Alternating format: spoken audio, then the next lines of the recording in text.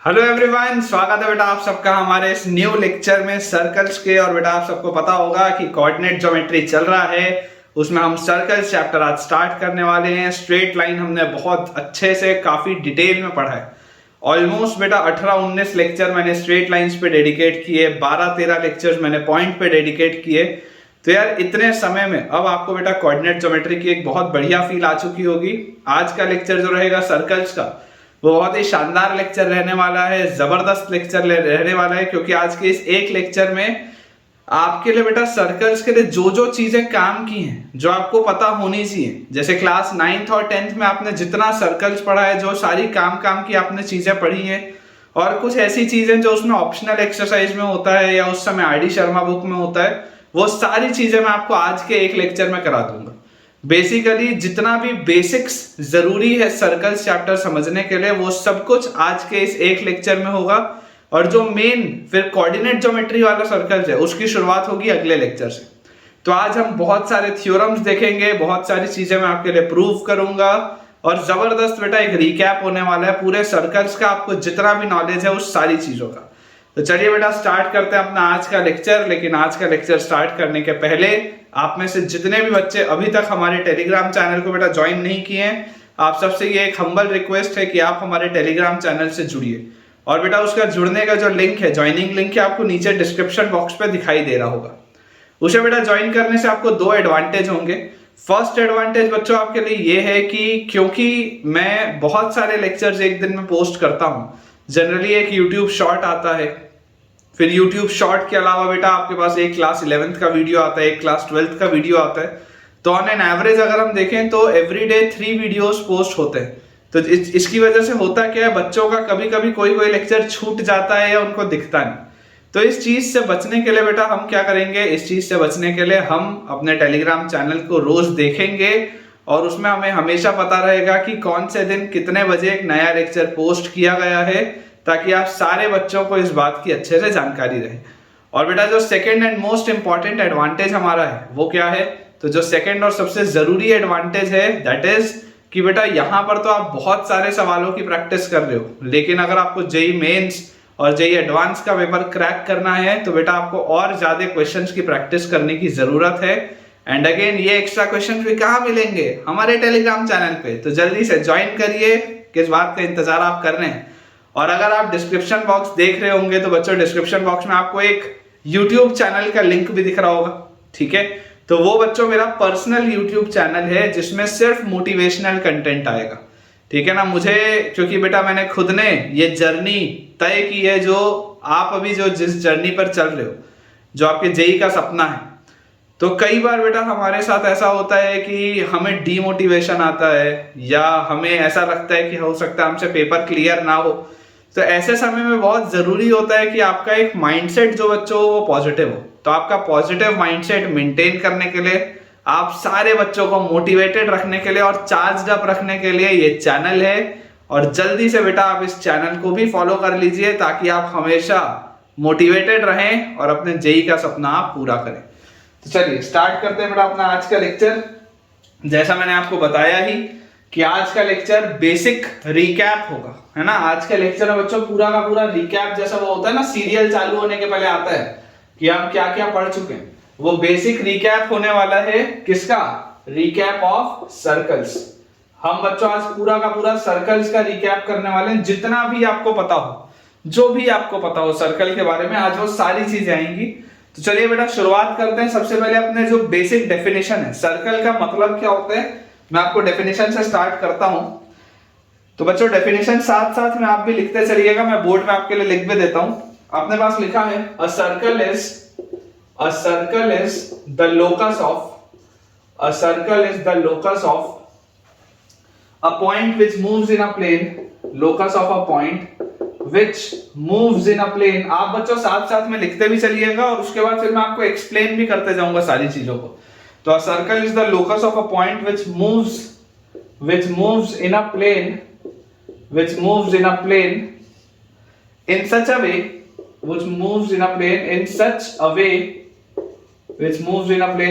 way that its distance from a fixed point, that its distance from a fixed point, distance from a fixed point which moves in such a way that its distance from a fixed point in the same given plane, in the same given plane, in the same given plane remains constant, remains constant। ठीक है, ये अपने पास बच्चों basic सा एक definition लिखा हुआ है। ठीक है, इसके आगे आप लिखेंगे the fixed point is called the centre of the circle, the fixed point, the fixed point is called, the fixed point is called the center of the circle, the fixed point is called the center of the circle। ठीक है, circle के centre को बच्चों आप बोलते हैं, वो आपका फिक्स पॉइंट होता है। And the constant distance is called the radius, and the constant distance, and the constant distance is called radius. अब देखिए बहुत आसान सा बच्चों ये पॉइंट है, अभी इसमें सीरीज ऑफ डेफिनेशंस आपके पास आएंगी। बहुत आसान सा पॉइंट है कि it is the locus of a point. Locus क्या होता है? लोकस होता है ट्रेजेक्टरी। लोकस का मतलब क्या होता है कि कैसा पाथ या कौन सा कर्व आप फॉलो कर रहे हैं। ठीक है ना, आपने पॉइंट में पढ़ा ही है लोकस। तो a circle is the locus of a point which moves in such a way that its distance from a fixed point in the same given plane remains constant. मतलब अगर बच्चों मेरे पास एक सर्कल की मैं बात कर रहा हूं, तो मुझे एक ऐसे पॉइंट का लोकस बताना है, मुझे एक ऐसे पॉइंट का लोकस बताना है जो कि एक फिक्स पॉइंट से, मान लेते हैं ये फिक्स पॉइंट है a, b, इस फिक्स पॉइंट से ये हमेशा सेम डिस्टेंस पे होता है। This is always located at the same distance. तो ये जो फिक्स पॉइंट आएगा, इस फिक्स पॉइंट को आप c बोल दो, तो यहाँ पर c जो आएगा that will be your centre. ठीक है, और ये जो स्मॉल r मैंने माना है, small r will be your radius. इसमें तो देखो कोई डाउट नहीं आना चाहिए अपने को। ठीक है, अब यहां पर देखो एक पॉइंट लिखा है मैंने, a circle is the locus of a point which moves in a plane in such a way that its distance from a fixed point in the same given plane. ये मैंने क्यों लिखा है ना बेटा, आपको समझने की जरूरत है कि मैंने ये क्यों लिखा, in the same given plane remains constant. तो सेम गिवन प्लेन बेटा बोलने का मतलब है कि आप समझने की कोशिश करिए, अगर आपके पास एक फिक्स पॉइंट है और इस फिक्स पॉइंट के अबाउट इस प्लेन में, ये जो बेटा प्लेन है, इस प्लेन में अगर आप ध्यान से देखेंगे तो एक पॉइंट ऐसे रोटेट हो रहा है, तो ये है सर्कल की बात। और ये जो फिक्स पॉइंट है ये सेंटर है, और ये जो फिक्स डिस्टेंस है ये रेडियस है। ये सर्कल की बात है। अगर आप एक प्लेन में हैं तो ये एक प्लेन है। ठीक है, ये हॉरिजॉन्टल एक प्लेन है, आप इस प्लेन में अगर रोटेट हो रहे हैं तो इस तरीके की चीज हो रही है। लेकिन अगर मान लो मैं ये फिक्स सेम गिवन प्लेन ना लिखता, फील करने की कोशिश करो बेटा, क्योंकि यहां से मैं आपको बता दूं पॉइंट और स्ट्रेट लाइन में उतना फील नहीं कराते बनता, लेकिन सर्कल में, इलिप्स में, हाइपरबोला में, पैराबोला में, आपको मैं सब में पूरा बेटा फील करा दूंगा चैप्टर की हो क्या है।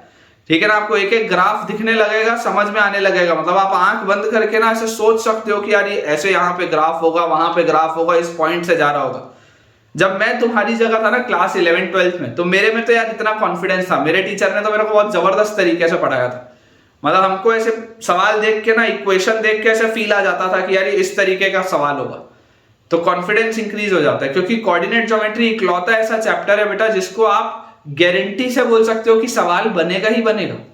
कोऑर्डिनेट ज्योमेट्री में अगर आपके कंसेप्ट क्लियर हैं तो सवाल बनना निश्चित है। ऐसा हो ही नहीं सकता सवाल आपसे ना बने, बनने में ज्यादा समय लग सकता है, वो मैं मानता हूं। और कुछ बच्चों को जिसको स्ट्रांग होगा उसको जल्दी बनेगा, लेकिन बनेगा सबका। ठीक है, बहुत ध्यान से सुनिएगा कि अगर फिक्स प्लेन है तो फिक्स प्लेन में आपने बोला कि ये सर्कल है। इमेजिन करिए अगर प्लेन फिक्स नहीं होता तो, अगर आप पूरे दुनिया का, पूरे ब्रह्मांड का कोई भी प्लेन ले सकते, तब क्या होता? तब बेटा ये हो जाता एक स्फीयर। कैसा हो जाता? स्फीयर हो जाता। सोच के देखो, ये आपका सेंटर है, और अगर मैं स्फीयर की बात करूं, अगर बेटा मैं पूरे के पूरे स्फीयर की बात करूं, एक बॉल की बात करूं, तो ये देखो ये स्फीयर का जो सेंटर होगा वो बेसिकली हर पॉइंट से सेम डिस्टेंस पे। तो जो पहले आपका 2D फिगर बन रहा था एक प्लेन में, अब वो आपका बेटा 3D फिगर बनेगा। ठीक है, तो उस केस में आपका लोकस क्या आ जाएगा? स्फीयर आ जाएगा। अभी आपके पास लोकस क्या आ जा रहा है? सर्कल आ जा रहा है।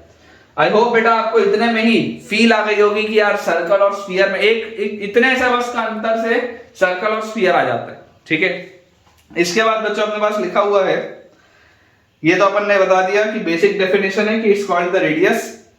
अब इसके बाद आपके पास जो बेटा इक्वेशन आएगा सर्कल का, इक्वेशन ऑफ सर्कल, आपके पास जो सर्कल का इक्वेशन आएगा बेसिकली वो किस चीज का इक्वेशन होता है? जो आपके पास सर्कल का इक्वेशन आएगा, तो मैं लिख देता हूं यहां पे द कर्व ट्रेस्ड बाय, ठीक है ना, साथ साथ में बच्चों नोट्स बनाते चलेंगे। The curve traced by the moving point, the curve traced by the moving point, the curve traced by the moving point is called its circumference, is called its circumference. The curve traced by the moving point is called its circumference. ठीक है, जो curve आपका पास बनता है बेटा, that is basically your circumference. That is the equation of any circle. That is the equation of any circle. That is the equation of any circle. ठीक है, equation of any circle is satisfied by the coordinates, is satisfied by the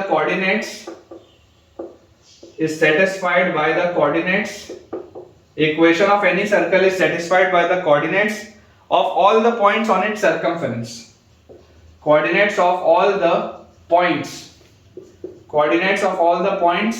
on its circumference.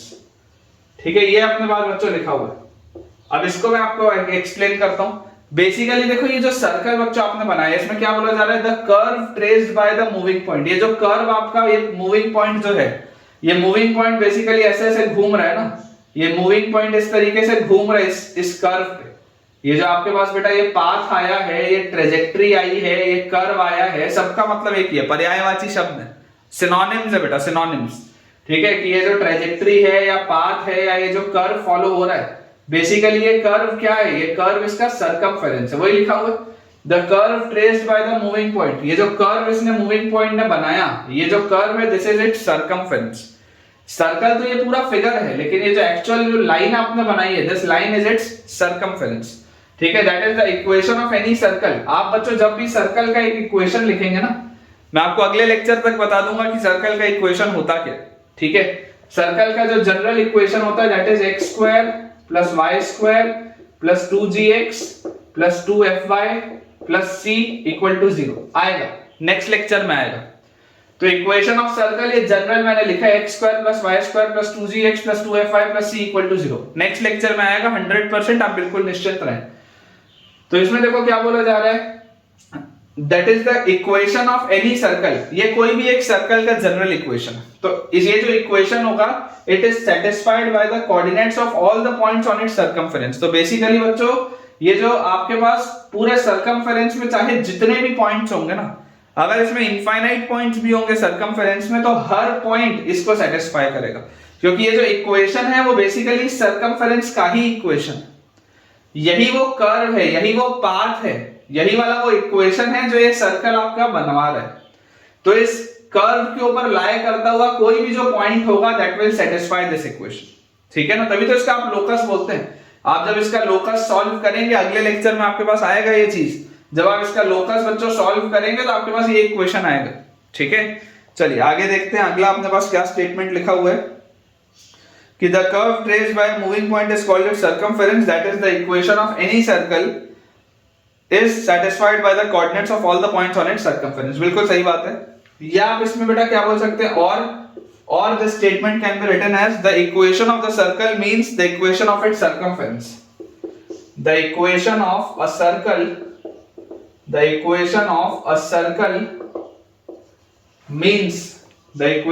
circle means the equation of its circumference, means the equation of its circumference। ये इसका मतलब है।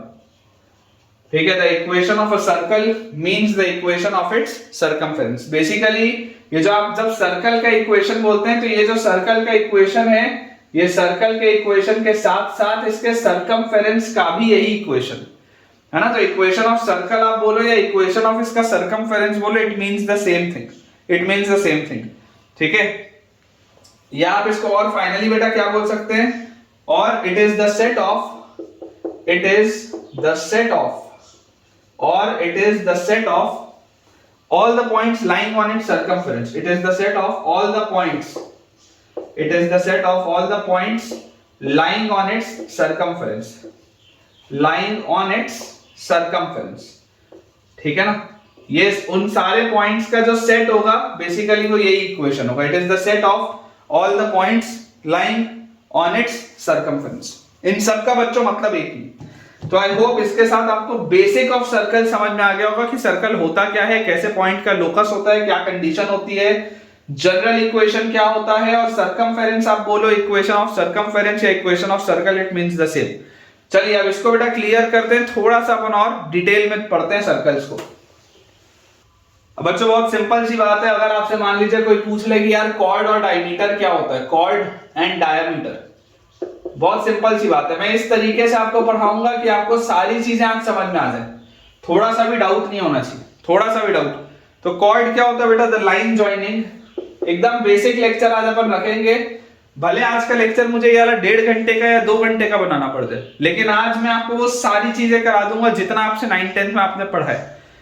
तो आप अगर चाहें तो आप आज के बेटा वीडियो को थोड़ा सा डबल स्पीड में भी देख सकते हैं, लेकिन मैं आपको गारंटी के साथ बोल रहा हूं, मैं आपको ऐसी ऐसी चीजें आज बताने वाला हूं जो आपने कभी नहीं पढ़ी होंगी, ठीक है। तो चलिए ध्यान से इसको देखिएगा, the line joining, the line joining any 2 points on the circumference, any 2 points, the line joining any 2 points on the circumference, the line joining any 2 points on the circumference is called a chord, is called a chord। ये तो बहुत basic सी बात है कि आपके पास बच्चों अगर एक सर्कल दिया हो तो इस सर्कल में सर्कमफेरेंस के ऊपर के अगर आप कोई भी 2 पॉइंट्स को ज्वाइन करें, इस सर्कल में बच्चों सर्कमफेरेंस के ऊपर मौजूद अगर मैं कोई भी 2 पॉइंट्स को ज्वाइन करूं तो जो अपने को लाइन मिलेगी, this line segment will be the chord, ठीक है। If any chord passes through its center, passes through, if any chord passes through the center of the circle, if any chord passes through the center of the circle, if any chord passes through the center of the circle, then that chord is called the diameter। बिल्कुल सही बात है, ये भी इसमें भी कुछ explain करने की जरूरत ही नहीं है। then that chord is called the diameter, then that chord is called the diameter। Basically बच्चों आपको ये बात की भी जानकारी होनी चाहिए कि जो डायमीटर होता है वो लॉन्गेस्ट कॉर्ड होता है, और एक सर्कल के अंदर आप कितने डायमीटर बना सकते हैं, तो इनफाइनाइट आप डायमीटर बना सकते हैं, बहुत सारे आप डायमीटर, क्योंकि डायमीटर मतलब सेंटर से पास होने वाली कॉर्ड। तो सेंटर एक फिक्स पॉइंट है, एक फिक्स पॉइंट से कितनी लाइंस पास हो सकती है, इनफाइनाइट लाइंस पास हो सकती है, करोड़ों लाइंस पास हो सकती है, ठीक है ना।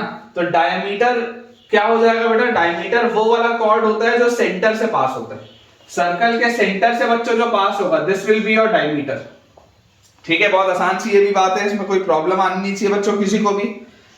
अब अपन इसको क्लियर करके बेटा कुछ बेसिक थ्योरम्स देखते हैं जो हमें पता होने चाहिए। देखिए बेटा सबसे पहले अपन देखते हैं basic theorems and results, basic theorems and results, basic theorems and results. देखिए समझने की बच्चों आप इसमें कोशिश करिए। सबसे पहले मैं आपको एक कंसेप्ट समझा दूं कि कंसेंट्रिक सर्कल्स क्या होते हैं। कई सारे बच्चों को नहीं पता होता कि यार कंसेंट्रिक सर्कल क्या होता है, व्हाट इज कंसेंट्रिक सर्कल। तो कंसेंट्रिक सर्कल का बच्चों मतलब होता है ऐसे सर्कल्स जिनका सेंटर सेम हो, रेडियस अलग अलग हो लेकिन उनका सेंटर सेम हो, ठीक है ना। तो circles having same centre, circles having same centre, ऐसे सर्कल्स का कलेक्शन जिसका सेंटर सेम है, जिसका मतलब बेटा देखिए आप अगर फिगर सोचें इसका, ये आपका पास एक सर्कल, ये दूसरा सर्कल, ये तीसरा सर्कल, इस तरीके से अगर मान लीजिए मैं आपके लिए सर्कल बनाता हूं, ठीक है, इस तरीके से बच्चों मान लीजिए अगर मैं आपके लिए सर्कल बनाता हूं तो देखिए सबका सेंटर फिक्स है, सेंटर सबके लिए फिक्स है, लेकिन क्योंकि इनका रेडियस अलग अलग है इसलिए आपको तीनों सर्कल अलग अलग दिख रहे हैं, ठीक है ना। तो ऐसे सर्कल्स को कहते हैं हम कंसेंट्रिक सर्कल्स। सिमिलरली एक बच्चों कांसेप्ट होता है कॉन्ग्रुएंट सर्कल्स का। अब हमने हमेशा क्लास 10th तक क्या पढ़ा है, हमने तो सिर्फ और सिर्फ कॉन्ग्रुएंट ट्राइंगल पढ़ा या सिमिलर ट्राइंगल पढ़ा। अभी कॉन्ग्रुएंट सर्कल मतलब क्या होता है, तो बेटा कॉन्ग्रुएंट सर्कल मतलब ऐसे सर्कल जिनका radius same, circles having same radii या रेडियस, तुम्हारी इच्छा है, प्लूरल सिंगुलर देख लेना। सर्कल्स हैविंग सेम रेडियाई, है ना। तो अगर आप मान लीजिए बेटा आपके पास कोई ऐसे दो सर्कल्स हैं, बेसिकली अगर मेरे पास इस तरीके से दो सर्कल्स हैं जिनके सेंटर ऑब्वियसली अलग अलग है, सेंटर्स ऑब्वियसली अलग अलग है, और आपको इसमें दिख रहा है कि इसका रेडियस भी आर है और इसका रेडियस भी आर है, तो ये दोनों सर्कल्स क्या हो जाएंगे, ये दोनों सर्कल बच्चों कॉन्ग्रुएंट हो जाएंगे। देखिए इसमें समझने वाली बात क्या, मैं आपको समझाता हूं। ट्राइंगल के केस में बेटा देखो पैरामीटर्स बहुत सारे होते हैं, ट्राइंगल के अंदर 3 एंगल होते हैं, 3 साइड होते हैं, पैरामीटर्स बहुत सारे। बेचारे सर्कल के पास क्या है, सर्कल के पास इकलौता उसका रेडियस है और तो कुछ है ही नहीं, क्लोज ऐसा फिगर है, इकलौता रेडियस ही तो है जो सर्कल को अलग कर सकता है, और तो कुछ अलग कर ही नहीं सकता। ट्राइंगल में तो एंगल अलग हो जाए, साइड का लेंथ अलग हो जाए तो दो ट्राइंगल्स अलग अलग हो सकते हैं, अदरवाइज सर्कल तो यार हमेशा ही एक जैसा दिखता है। सर्कल को अलग करता कौन है, उसका रेडियस, ठीक है ना। तो अगर बेटा आपको सर्कल्स को कॉन्ग्रुएंट बोलना है तो कॉन्ग्रुएंट सर्कल मतलब क्या होगा, ऐसे सर्कल जिनका रेडियस सेम। अगर आपने बच्चों दो सर्कल्स का रेडियस सेम कर दिया, इट मींस वो दोनों सर्कल्स क्या हो जाएंगे, कॉन्ग्रुएंट। मैं बच्चों आप सबको देखो एक चीज बता दूं, आपको हो सकता है लग रहा हो कि सर ये सब आप क्या ही बता रहे हो यार, ये तो हमको आता है, जेई का क्लास होना चाहिए, अच्छा होना चाहिए। बिलीव मी, ये सारी चीजें जब सवालों के अंदर यूज होंगी ना तो तुमसे बनेंगी नहीं। ये कंसेप्ट्स हैं, ये आने चाहिए। कई सारे बच्चों का कोऑर्डिनेट ज्योमेट्री क्यों उड़ता है, इसीलिए उड़ता है क्योंकि बेटा तुम्हारे पुराने पाप बहुत सारे हैं, तुमको पहले पुराने पाप अपने धोने पड़ेंगे तब जाके ये सब बनेगा, ठीक है। इसलिए आज का पूरा लेक्चर मैंने डेडिकेट किया कि सर्कल्स हर बच्चे को अच्छे से समझ में आए। मैंने 31 लेक्चर डेडिकेट किए पॉइंट और स्ट्रेट लाइन में, तुम समझ पा रहे हो, 31 लेक्चर्स। इतना कौन इंस्टीट्यूट वाला करता है, सोच के बताओ, कोई नहीं करता। तुम एक भी ऐसा इंस्टीट्यूट का मुझे नाम नहीं बोल सकते जहां 31 लेक्चर्स लगे पॉइंट और स्ट्रेट लाइन को। क्यों इतना अच्छे से उसको कराया, इतना उसको अच्छे से कराने की वजह सिर्फ ये थी कि सर्कल, पैराबोला, इलिप्स, हाइपरबोला तुमको समझ में आए। अदरवाइज अगर तुम्हारा पॉइंट और स्ट्रेट लाइन कमजोर रह गया तो बिलीव मी आगे के 4 चैप्टर जो है ना वो स्वयं भगवान नहीं बचा सकते, फिर तुम्हारे कुछ समझ में नहीं आएगा। इसलिए अभी भी बोल रहा हूं, अगर किसी बच्चे का पॉइंट और स्ट्रेट लाइन कमजोर है तो पहले उसको अच्छे से देख लो और साथ साथ इसको भी देखो। दोनों को बेटा आप एक साथ मैनेज करो तब जाके अच्छे से चीज आपके पास आ पाएगी। चलिए थ्योरम देखते हैं बच्चों। थ्योरम 1, थ्योरम अपन देखते हैं पहला। ये मैंने आपको बेसिक सी चीज बता दी। अब फर्स्ट अपन थ्योरम देखते हैं कि if two arcs of a circle, लिखते चलेंगे बच्चों साथ में, ये सबका यूज आएगा क्वेश्चन में।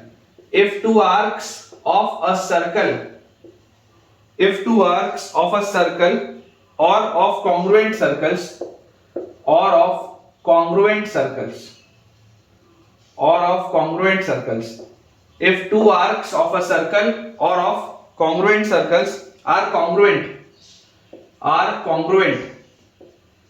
if two arcs are congruent, the corresponding chords are equal, the corresponding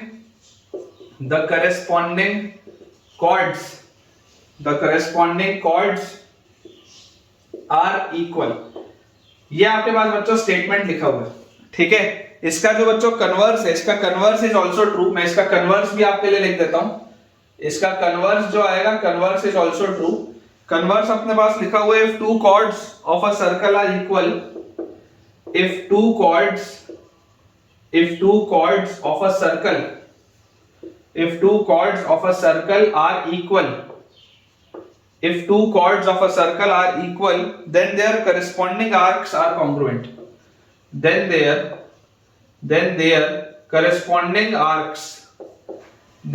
corresponding arcs are congruent।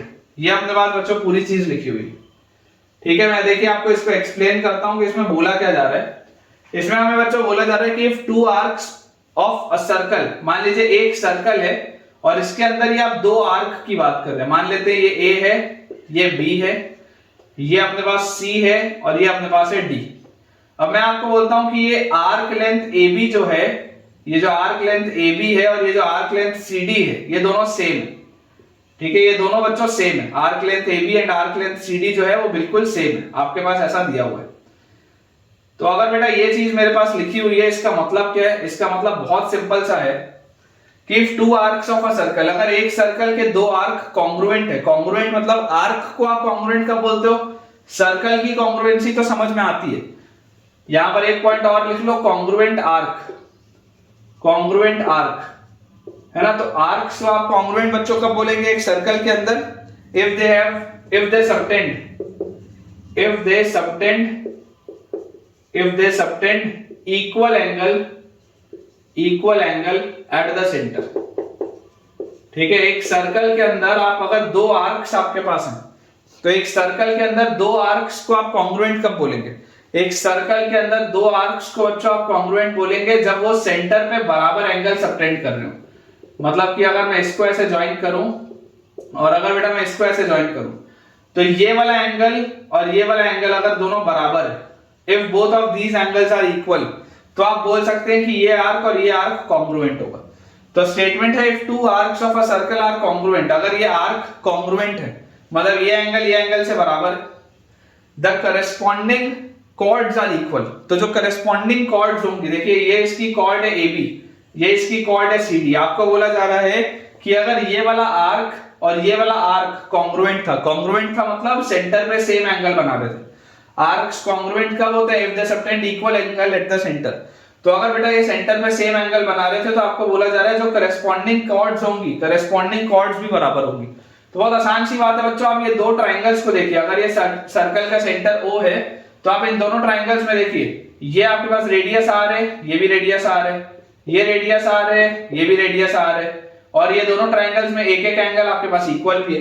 तो आप क्लियरली देख सकते हैं साइड एंगल साइड कॉन्ग्रुएंसी से, साइड एंगल साइड कॉन्ग्रुएंसी से आपके बेटा ये दोनों ट्राइंगल्स कॉन्ग्रुएंट हो जाएंगे, और कॉन्ग्रुएंट होते ही AB की वैल्यू आपके पास CD के बराबर आ जाएगी। कॉन्ग्रुएंट होते ही बच्चों AB की वैल्यू आपके पास CD के बराबर आ जाएगी। तो वही लिखा हुआ है कि if two arcs of a circle और कॉन्ग्रुएंट सर्कल्स आर कॉन्ग्रुएंट, अगर ये दो आर्क्स कॉन्ग्रुएंट है, दो आर्क्स के कॉन्ग्रुएंट होने का मतलब क्या है कि अगर ये दोनों आर्क सेंटर पे सेम एंगल बना रहे हैं, the corresponding chords are equal, तो ये बच्चों जो ये करस्पॉन्डिंग कॉर्ड्स होंगी AB और CD ये इक्वल होंगी। ये हमारे लिए इंपॉर्टेंट चीज है। इसका कन्वर्स क्या है, if two chords of a circle are equal, अगर मान लीजिए इसी का रेसिप्रोकल दिया होता, अगर मान लीजिए बच्चों इसी का रेसिप्रोकल दिया होता, अगर मान लीजिए मुझे बोल दिया होता इस केस में, ठीक है, इस केस में बच्चों अगर मुझे ऐसा बोल दिया होता कि यार आपके पास ना ये दो जो कॉर्ड्स हैं, ये जो आपके पास बच्चों दो कॉर्ड्स हैं, दो कॉर्ड्स आपकी बराबर है, ठीक है, AB और CD जो कॉर्ड है वो बराबर है, तो आपके पास ये वाला साइड और ये वाला साइड इसके बराबर हो जाता। अब अगर ये AB और CD इसके पास आपके पास बच्चों बराबर हो जाता, तो देखो अभी ये दोनों ट्राइंगल कॉन्ग्रुएंट हो जाएगा यूजिंग SSS, और जैसे SSS से आपके पास कॉन्ग्रुएंसी आ जाएगी, automatically angle AOB will be equal to angle COD, और अगर एंगल AOB और एंगल COD बराबर हो गए तो ऑटोमेटिकली आपके पास कॉन्ग्रुएंट हो जाएंगे आर्क्स, क्योंकि आर्क्स कॉन्ग्रुएंट कब होते हैं, आर्क्स कॉन्ग्रुएंट होते हैं जब उनपे सेंटर पे जो एंगल सबटेंड करते हैं वो बराबर होता है। वही मैंने लिखा है, वही इसमें भी लिखा है कि if two chords of a circle are equal then their corresponding arc are congruent। बहुत आसान सी बात है, बहुत आसान सी बात है, और समझ में भी आपको ये अच्छे से आ गया होगा बेटा। इसी में बच्चों जो सेकंड पार्ट आपके पास है, थ्योरम 1 का ही जो सेकंड पार्ट है, थ्योरम 1 में अभी मैंने आपको फर्स्ट पार्ट करा दिया कॉन्ग्रुएंट आर्क्स और करस्पॉन्डिंग कॉर्ड्स वाला।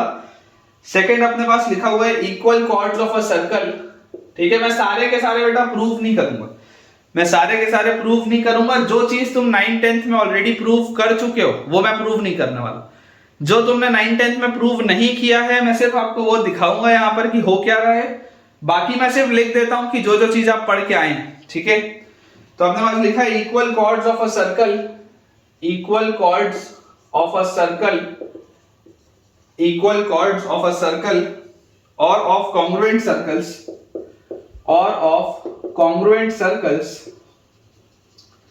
equal chords of a circle or of congruent circles subtend equal angles at the center, subtend equal angles, subtend equal angles at the center।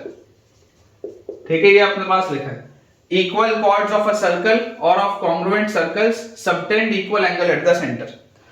अब बच्चों इसका कन्वर्स मैं आपके लिए लिख देता हूं, फिर मैं एक्सप्लेन कर देता हूं। ऑल्दो आपने ये पढ़ा हुआ है तो मैं आपको सिर्फ फिगर इसका बना के दिखा देता हूं कि हो क्या रहा है, प्रूव नहीं करूंगा। कन्वर्स बच्चों इसका हमारे पास लिखा हुआ है if the angle subtended by two chords, if the angle, ठीक है, ये जो सारी चीजें हैं, ये जितनी बेटा मैं चीजें दिखा रहा हूं, मैं बोलता हूं 99% बच्चा मेरे को बोलेगा बेसिक है, बहुत बेसिक है, लेकिन वो 1% ईमानदार बच्चा होगा जो बोलेगा कि सर अच्छा है आप करा दे रहे हो, रिकैप हो जाएगा और कम से कम आगे चैप्टर में जब ये डायरेक्टली यूज होगा क्वेश्चंस में तो कम से कम चीज समझ में आएगी। अदरवाइज हमारी टेंडेंसी क्या होती है कि 9th तो पास हो गए तो 9th की मैथ्स का कोई काम नहीं, 10th पास हो गए तो 10th की मैथ्स का कोई काम नहीं। एक बार बस इसलिए देख लो कि हो क्या है, ठीक है।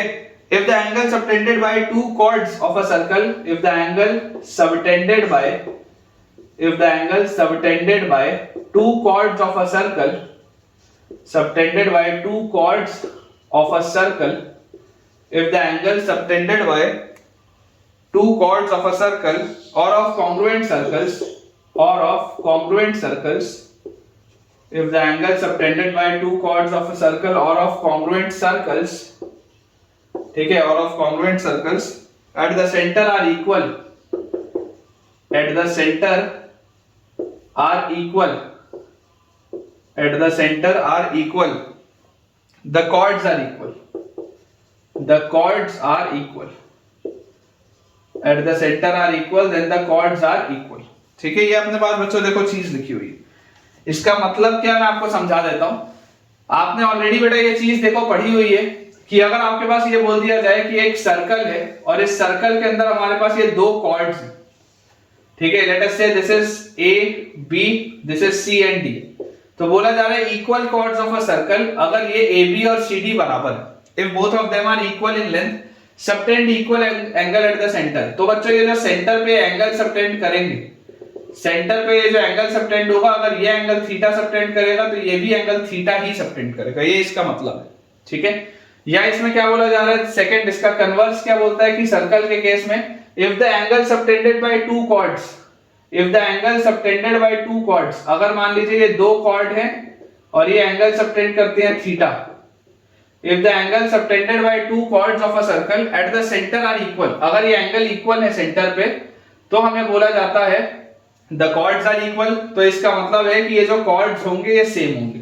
यहाँ पर एंगल सेम होता था, यहाँ पर कॉर्ड सेम होते हैं, इस बस प्रोफाइल को आप याद रखिए, ठीक है ना, इस प्रोफाइल को बच्चों बस आप समझ के चलिए। तो ये हो गया अपना थ्योरम 1 के दो पार्ट। अब मैं आपको बच्चों बताता हूं, ये जो फिगर है इस फिगर को बस मैं मिटा देता हूं यहां से, और अब मैं आपको इसका जो सेकंड थ्योरम है वो लिखाता हूं। तो देखिए अपने पास जो सेकंड थ्योरम है, थ्योरम 2 है ना, ये वाला जो था ये थ्योरम 1 का ही सेकंड पार्ट था। अब जो सेकंड थ्योरम आप ऑलरेडी पढ़ के आए हैं वो क्या है, the perpendicular drawn from the centre, the perpendicular drawn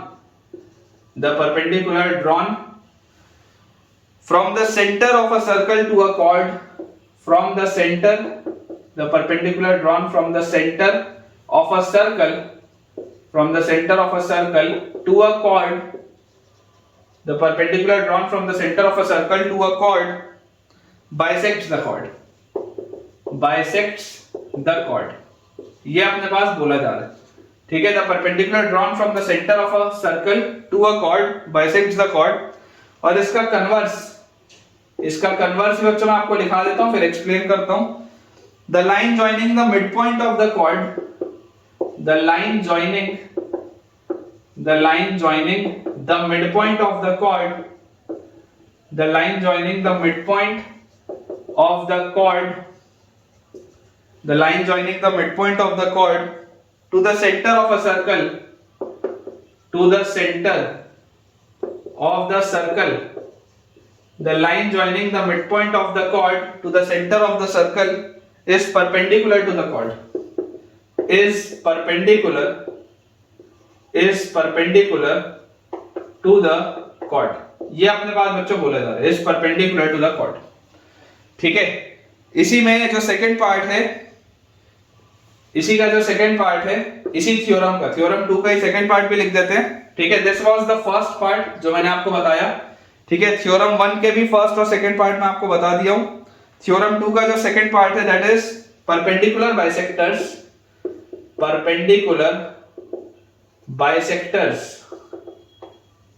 perpendicular bisectors of two chords of a circle, of two chords of a circle, perpendicular bisectors of two chords of a circle intersect at its center, intersects at its center। ठीक है, ये भी बहुत basic सी बात है। देखिए मैं इसको एक्सप्लेन कर देता हूं कि थ्योरम 2 में लिखा क्या हुआ है।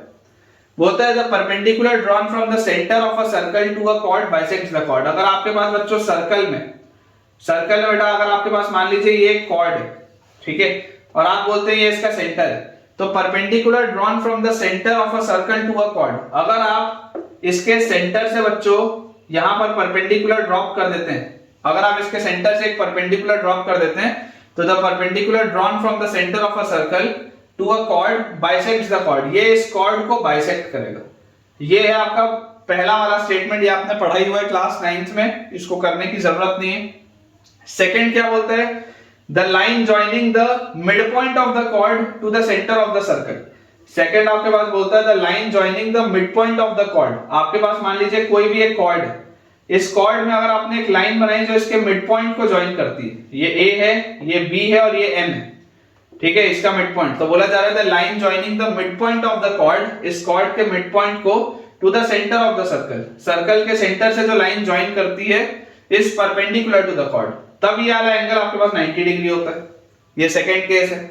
और थर्ड अपने पास यहां पे देखो क्या लिखा है, perpendicular bisectors of two chords of a circle intersect at its centre.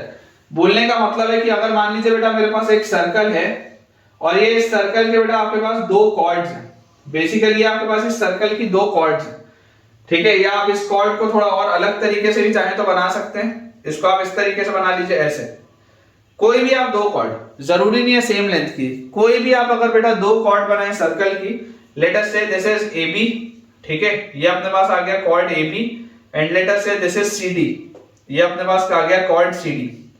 तो हमें इसमें देखो बोला जाता है कि यार इसका जो सेंटर होगा ना, आप अगर इसका परपेंडिकुलर बाइसेक्टर बनाओगे, सेंटर चलो पहले मत बनाओ, आप इसका परपेंडिकुलर बाइसेक्टर बनाओ, ठीक है। क्लास 9th में याद करो बेटा, कंस्ट्रक्शन वाला चैप्टर जब पढ़ा था तब उसमें देखा था ये, आप इसका परपेंडिकुलर बाइसेक्टर बनाओ, आप इसका भी परपेंडिकुलर बाइसेक्टर बनाओ। इनका परपेंडिकुलर बाइसेक्टर बेसिकली जिस पॉइंट पे मिलेगा ना, वो पॉइंट आपका सर्कल का सेंटर होगा, ठीक है। इस पे बहुत जबरदस्त सवाल बनता है, लाइन आपके पास दी होगी, इसका परपेंडिकुलर लाइन आप लिखोगे और परपेंडिकुलर लाइन लिख के दोनों का इंटरसेक्शन पॉइंट से आप सेंटर निकालोगे। बहुत मस्त इसमें सवाल बनेंगे, अगले लेक्चर में आपको कराऊंगा, ठीक है। तो perpendicular bisector of two chords of a circle intersect at its centre. तो जब भी आप इनके परपेंडिकुलर बाइसेक्टर्स को, जब भी बच्चों आप इनके परपेंडिकुलर बाइसेक्टर्स को बनाएंगे, तो इनके परपेंडिकुलर बाइसेक्टर्स का मिलन जिस पॉइंट पे होगा, इंटरसेक्शन जिस पॉइंट पे होगा, उस पॉइंट को बोला जाता है सेंटर ऑफ द सर्कल, ठीक है। थर्ड अपने पास बच्चों जो थ्योरम लिखा हुआ है, थ्योरम 3, ये सब आप पढ़ के आए, ठीक है, मैं आपको सिर्फ रिकैप करा रहा हूं। थ्योरम 3 हमारे पास लिखा है, first statement, there is one and only one circle, there is one and only one circle, there is one and only one circle passing through three non-collinear points, passing through three non-collinear points,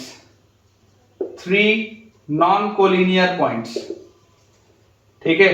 अपने को बच्चों बोला जा रहा है there is one and only one circle passing through three non collinear points. बहुत obvious सी बात है, ये थ्योरम हमने क्लास 10th में ही पढ़ा है। इसका मैं आपको सेकंड पार्ट भी पहले लिखा देता हूं, फिर समझाता हूं इसको। सेकंड पार्ट अपने पास देखिए, इसमें लिखा हुआ है, if to circles intersect in two points, if two circles intersects in 2 points, if two circles intersects in 2 points, ठीक है, अगर दो सर्कल दो पॉइंट्स में इंटरसेक्ट करते हैं, intersect in 2 points, then the line joining the centers, then the line joining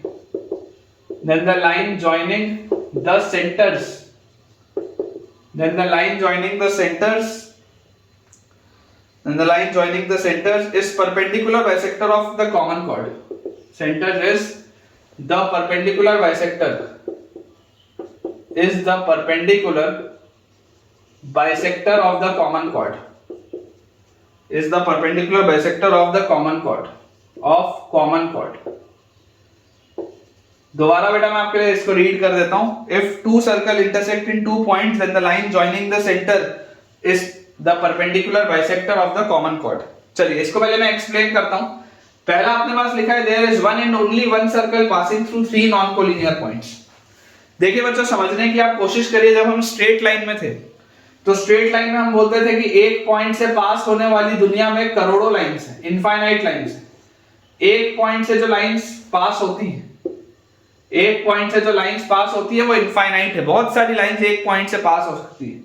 लेकिन जैसे ही बच्चों जब मैंने आपको दूसरा पॉइंट फिक्स कर दिया तो अब 2 पॉइंट से पास होने वाली दुनिया में एक ही लाइन हो सकती है और नहीं हो सकती। दो बेटा अगर मैंने दूसरा पॉइंट फिक्स कर दिया तो 2 पॉइंट से पास होने वाली दुनिया में सिर्फ एक ही लाइन हो सकती है, उससे ज्यादा नहीं हो सकती। Same is the case with circles. देखो स्ट्रेट लाइन के केस में 2 पॉइंट्स फिक्स होते हैं। अगर 2 पॉइंट से लाइन पास हो रही है तो यहां पर यूनिकनेस आ जाएगी स्ट्रेट लाइन में। बट अगर बेटा मैं बात करूं सर्कल्स की, तो सर्कल्स में देखो 2 पॉइंट से पास होने वाले इनफाइनाइट सर्कल हो सकते हैं। ठीक है, ये फैमिली ऑफ सर्कल्स जब हम पढ़ेंगे, जैसे हमने फैमिली ऑफ स्ट्रेट लाइंस पढ़ा है वैसे हम फैमिली ऑफ सर्कल्स ही पढ़ेंगे। तो फैमिली ऑफ सर्कल्स में बच्चों ये चीज आपके पास आएगी। ठीक है, जैसे देखो ये 2 पॉइंट है। ठीक है, अब ये 2 पॉइंट से पास होते हुए 2 सर्कल तो मैंने बना दिए। इन्हीं 2 पॉइंट से बेटा पास होते हुए आप बहुत सारे सर्कल्स बना सकते हैं। ये पूरी एक फैमिली को बेटा रिप्रेजेंट करता है, बहुत सारे सर्कल्स बनाना पॉसिबल है ये 2 पॉइंट से। ठीक है ना, ये पूरा आपका एक फैमिली को बच्चों रिप्रेजेंट करता है। इसका एक्यूरेट अगर आप फिगर देखना चाहें तो आप बेटा इंटरनेट में भी इसका फिगर देख सकते हैं, कोई दिक्कत की बात नहीं। ठीक है, या मैं भी कोशिश करूंगा कि मैं इस वीडियो में कहीं पर अटैच कर दूं, अदरवाइज आप इंटरनेट में भी देख सकते हैं कि 2 पॉइंट से पास होने वाले, है ना, 2 पॉइंट से पास होने वाले इनफाइनाइट सर्कल्स होते हैं। इनफाइनाइट सर्कल्स होते हैं जो 2 पॉइंट से पास होते हैं। लेकिन बेटा जैसे ही आपने तीसरा पॉइंट फिक्स कर दिया तो तीसरा पॉइंट फिक्स करते ही अब 3 पॉइंट से पास होने वाला दुनिया में सिर्फ एक ही सर्कल हो सकता है। वो यूनिक सर्कल ही होगा जो 3 पॉइंट से पास होगा। ठीक है ना, वो यूनिक सर्कल ही होगा जो 3 नॉन कोलिनियर पॉइंट से पास करे। ठीक है ना, देखो there is one and only one circle passing through 3 non collinear points. अगर मैं 3 नॉन कोलिनियर पॉइंट्स लेता हूं तो उनसे एक ही सर्कल पास हो सकता है। इसको आप याद करिए सॉल्यूशंस ऑफ ट्रायंगल से भी रिलेट कर सकते हैं। Relate this with solutions of triangle, SOT, है ना, trigonometry phase 3, solutions of triangle trigonometry phase 3 पढ़ा है आपने। क्या पढ़ा है कि अगर 3 नॉन कोलिनियर बच्चों पॉइंट्स हमारे पास हो तो ये जो ट्रायंगल आपके पास बनेगा, इस ट्रायंगल के कितने सर्कम सर्कल बनना पॉसिबल है? ट्रायंगल तो एक ही बनेगा। 3 नॉन कोलिनियर पॉइंट से कितने ट्रायंगल बन सकते हैं? सिर्फ एक। करेक्ट, सोच के देखो, मैं तुमको ऑब्जर्व करा रहा हूं चीज। 3 नॉन कोलिनियर पॉइंट से केवल एक ट्रायंगल बनता है। तो अगर एक ट्रायंगल बनता है तो भाई साहब उसका सर्कम सर्कल भी तो एक ही बनता है। एक ट्रायंगल के एक से ज्यादा सर्कम सर्कल थोड़ा ना होंगे।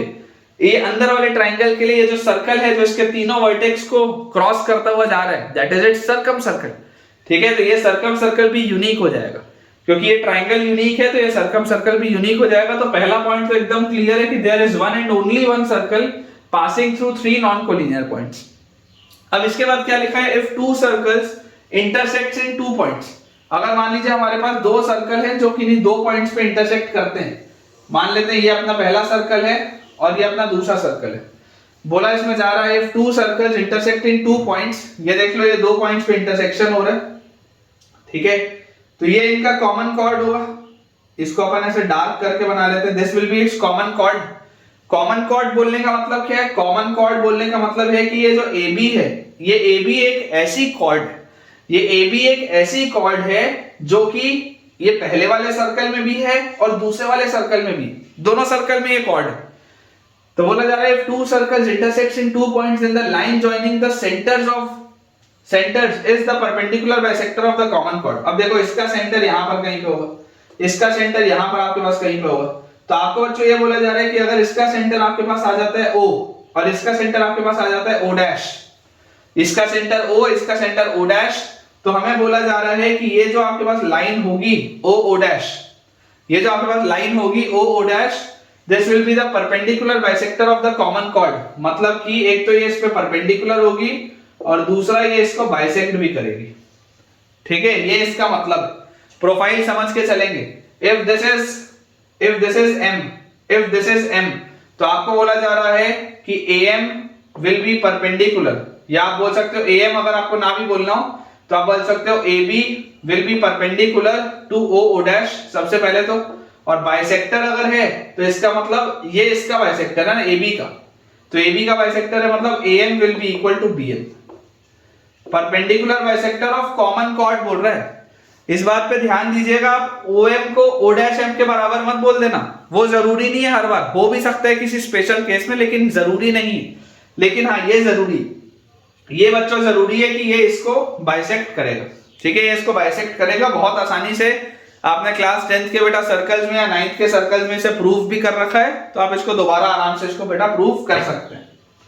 तो ये अपना हो गया सेकंड वाला ही पॉइंट कि two circles intersect in 2 points, तो the line joining the centre is the perpendicular bisector of the common chord, ये कॉमन कॉर्ड का परपेंडिकुलर बाइसेक्टर आ जाएगा। नेक्स्ट बेटा अपने पास जो थ्योरम लिखा है दैट इज थ्योरम 4, ठीक है, 3 थ्योरम हम देख लिए। थ्योरम 4 का स्टेटमेंट देखते हैं। स्टेटमेंट अपने पास दिया है equal chords of a circle, equal chords of a circle और ब्रैकेट में आप लिख लीजिए or of congruent circles,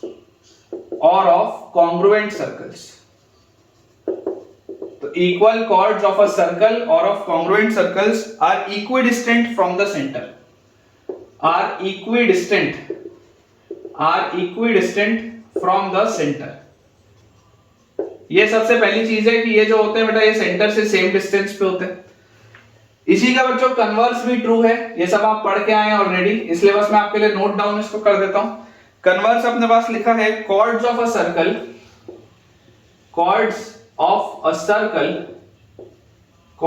circle या ब्रैकेट में और of congruent circles, chords of a circle or of congruent circle which are equidistant from the center, which are equidistant from the center, which are equidistant from the center, which are equidistant from the center, are equal in length, are equal in length। एक ही बात है, ठीक है ना। इसका converse ही बच्चों true है। Basically देखो बोला क्या जा रहा है, बेसिकली बच्चों अपने को उसमें बोला सिर्फ ये जा रहा है कि अगर आपके पास एक सर्कल है तो इस सर्कल के अंदर अगर आपको ये मैंने बोल दिया कि यार ये 2 कॉर्ड्स हैं और ये दोनों का लेंथ सेम है, AB और CD बराबर है, AB और CD का लेंथ सेम आपको दिया हुआ है, this side is equal to this side, तो हमें इसमें बोल दिया जाता है कि equal chords of a circle are equidistant from the centre. तो इनकी बेटा जो सेंटर से दूरी होगी, इनकी बच्चों जो सेंटर से दूरी होगी वो सेंटर से इनकी डिस्टेंस सेम आएगा, इनकी जो बच्चों सेंटर से दूरी होगी वो डिस्टेंस इसका सेम आएगा। मतलब अगर मैं इसको O बोलता हूं, इसको M बोलता हूं, इसको N बोलता हूं, तो इंपॉर्टेंट है कि OM और ON सेम होगा। अगर 2 कॉर्ड्स इक्वल हैं तो सेंटर से वो जितना दूर होंगे, ऑब्वियसली आप दूरी परपेंडिकुलर लेते हैं तो परपेंडिकुलर डिस्टेंस है ये, तो OM और ON भी सेम होगा। If chords are of same length तो उनका आपके पास जो डिस्टेंस आएगा centre say that will be same. ये हो गया अपने पास पहला इसका थ्योरम। और इसी का कन्वर्स भी बच्चों ट्रू है कि अगर आपके पास कोई ऐसी 2 कॉर्ड्स हैं जो सेंटर से सेम दूरी पे हैं तो वो कॉर्ड्स का लेंथ भी सेम होगा। तो मैं फिगर नहीं बना रहा हूं, सेम फिगर रहेगा कि अगर आपके पास कोई ऐसी 2 कॉर्ड्स हैं जो सेंटर से इक्वल डिस्टेंस पे हैं तो ऑटोमेटिकली वो कॉर्ड्स का लेंथ भी सेम हो जाएगा। इसी का बच्चों जो सेकंड अपने पास पॉइंट लिखा है उसमें लिखा हुआ है if 2 equal chords are drawn, if 2 equal chords are drawn from a point,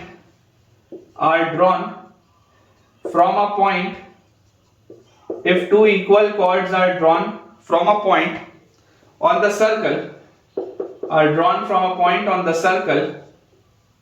then the center of the circle will lie,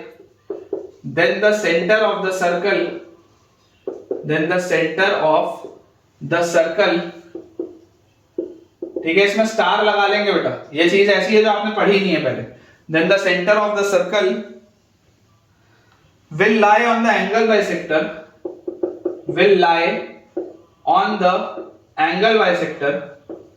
then the center of the circle will lie on the angle bisector of these two chords, angle bisector of these two chords, ये अपने पास बच्चों बोला जा रहा है ना, angle bisector of these two chords. इसका मतलब क्या है, इसका भी मैं आपको मतलब समझा देता हूं। लिखा है if two equal chords are drawn from a point on the circle, अगर मान लीजिए सर्कल के किसी पॉइंट से, सर्कल के किसी भी पॉइंट से अगर बच्चों मान लीजिए आपने यहां पर दो इक्वल कॉर्ड्स बनाए ऐसे, ये दोनों कॉर्ड्स का लेंथ सेम है, ये ए है, ये बी है, ये सी है, और ये इनका सेंटर है ओ सर्कल का। तो आपको बोला जा रहा है कि ए बी और ए सी सेम है, ये आपको गिवन है कि A B is equal to A C. इस प्रोफाइल को याद रखिएगा। If two equal chords are drawn from a point on the circle, ये दोनों कॉर्ड्स का लेंथ सेम है, then the center of the circle will lie on the angle bisector of these two chords। In chords का जो angle bisector होगा ना, इन chords का जो angle bisector होगा, this will be angle bisector, this is its angle bisector। तो इन chords का जो angle bisector होगा उस पे ये center lie करना चाहिए, ये बोला जा रहा है, इन पर ये lie करना चाहिए बच्चों, ये चीज अपने को कही जा रही है।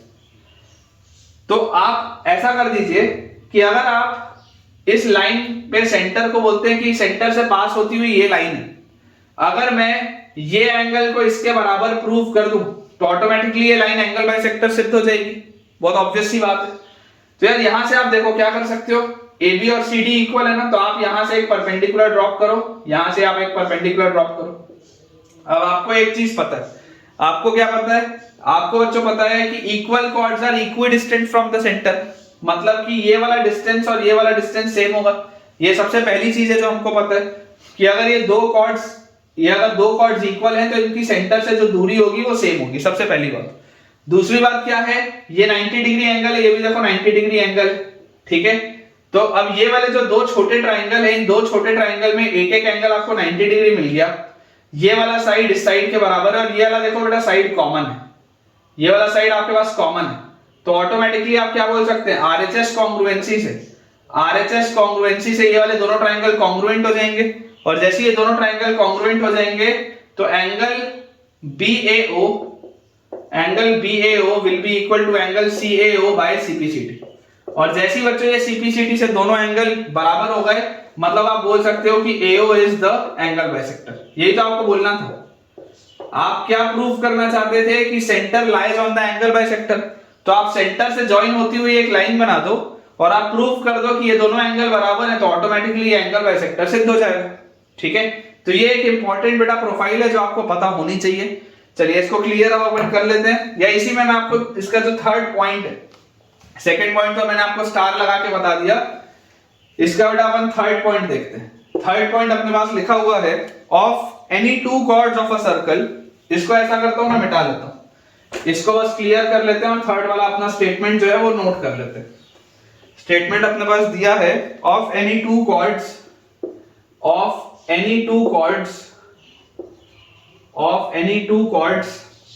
of a circle larger will be nearer to the center, larger will be near to the center, larger will be near to the center। ये अपने पास बच्चों बोला जा रहा है कि अगर आपके पास कोई भी दो कॉर्ड्स बनी हुई हैं, आप बेटा कोई भी दो कॉर्ड्स ले लीजिए एक सर्कल के अंदर की, ये आपकी पहली कॉर्ड और ये आपकी दूसरी कॉर्ड। आप क्लियरली देख सकते हैं, आप बच्चों क्लियरली देख सकते हैं कि सर्कल का सेंटर भी हमारे पास है। ये एक कॉर्ड आपको बड़ी दिख रही है, ठीक है ना, ये AB कॉर्ड है आपको बड़ी दिख रही है, और ये जो CD कॉर्ड है आपको छोटी दिख रही है। ये छोटी सी कॉर्ड है और ये बड़ी कॉर्ड है। बोला जा रहा है of any two chords of a circle, कोई भी अगर आप दो कॉर्ड बनाए सर्कल की, larger will be nearer to the centre, जो बड़ी कॉर्ड होगी वो सेंटर के करीब होगी और जो छोटी कॉर्ड होगी वो सेंटर से दूर होगी, ठीक है ना। जो बेटा बड़ी कॉर्ड आपके पास आएगी वो सेंटर के करीब होगी और जो छोटी कॉर्ड होगी वो सेंटर से दूर होगी। तो इसमें भी कुछ समझाने वाली बात नहीं है, क्लियरली फिगर से बेटा ये सेल्फ एक्सप्लेन आप देख सकते हैं हो रहा है। बेटा 4 थ्योरम करने के बाद अब अपन देखते हैं अपना थ्योरम नंबर 5। थ्योरम 5 में अपने पास लिखा हुआ है, ये भी इंपॉर्टेंट थ्योरम है लेकिन आप पढ़े हुए हैं ये चीज। थ्योरम 5 में दिया है the degree measure of an arc, the degree measure of an arc, the degree measure of an arc or angle subtended by an arc or angle subtended और angle subtended by an arc at the centre is double the angle subtended by it is double the angle subtended by it is double the angle subtended by it. ठीक है, the degree measure of an arc or angle subtended by an arc at the center is double the angle subtended by it at any point of alternate segment. At any point on alternate segment. ये अपने पास बच्चों बोला जा रहा है. The degree measure of an arc or angle subtended by an arc at the center is double the angle subtended by it at any point on the alternate segment. ठीक है, इसी में जो अपने पास सेकंड पार्ट है, पहले मैं आपको वो भी लिखा देता हूं. इसमें बोला जा रहा है angle in the same segment of a circle, angle in the same segment of a circle are equal. ठीक है, पहले मैं आपको इसको एक्सप्लेन करता हूं, उसके बाद आगे की चीज लिखूंगा. बोला अपने पास क्या जा रहा है, बोला जा रहा है कि यार ये एक सर्कल है और इस सर्कल में हमारे पास लेट अस से ये एक आर्क है. This is your arc AB और ये मेरे सर्कल का सेंटर. तो ये आर्क AB सेंटर पे जो एंगल बनाएगा, the degree measure of an arc or the angle subtended by an arc at the centre is double the angle subtended by it at any point on the alternate segment.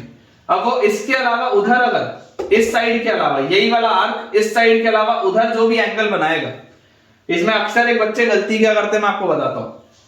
यहां पर बेटा कोई भी अगर ये बनाएगा इस तरीके से आर्क, तो ये वाला एंगल इसका डबल होगा. मतलब अगर ये एंगल थीटा है तो ये एंगल 2 थीटा होगा. ये आपके पास थ्योरम है जो आपने पढ़ा भी कि angle subtended by an arc at the centre is double the angle subtended by it on the alternate segment. Alternate segment मतलब उस तरफ, दूसरी तरफ, इस तरफ नहीं, जिधर से आप आर्क बना रहे हैं इस तरफ नहीं, दूसरी तरफ.